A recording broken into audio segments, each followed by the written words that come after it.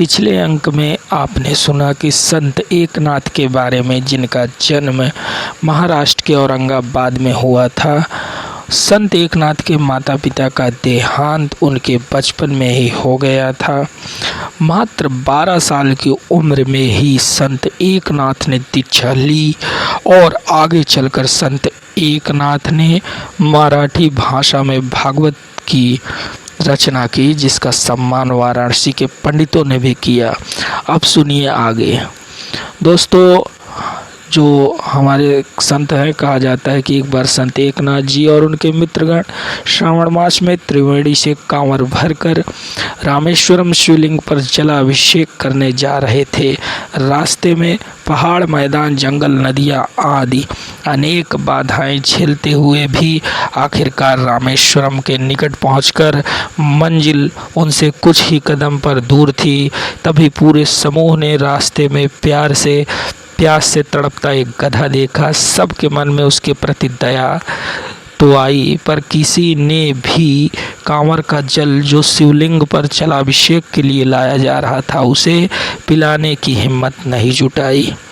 इतने कष्ट उठाने के बाद कोई भी पाप का भागी नहीं बनना चाहता था।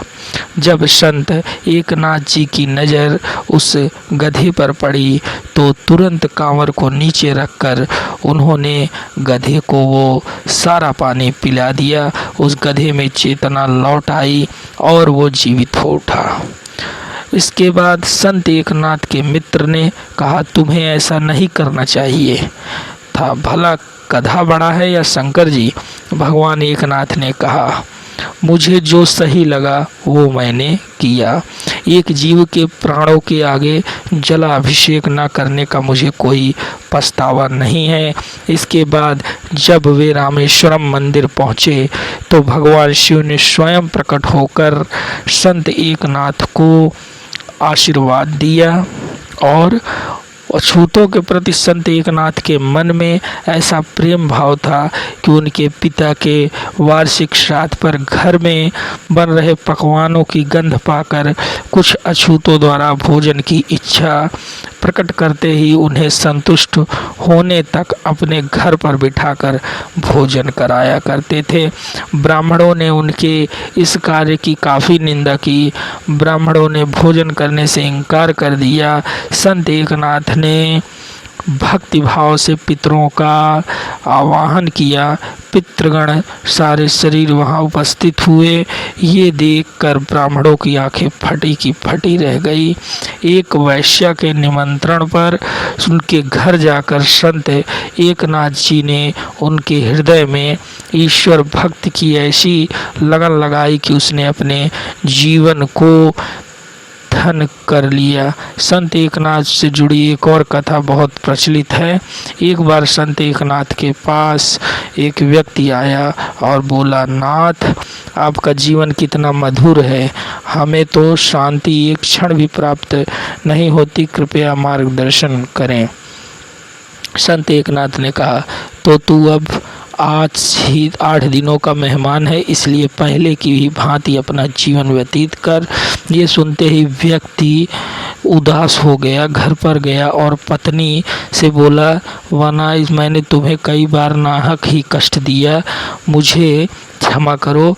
फिर बच्चों से बोला, बच्चों, मैंने कई बार पीटा है, मुझे सबके लिए माफ़ करो। जिन लोगों से उसने दुर्व्यवहार किया था सबसे माफ़ी मांगी।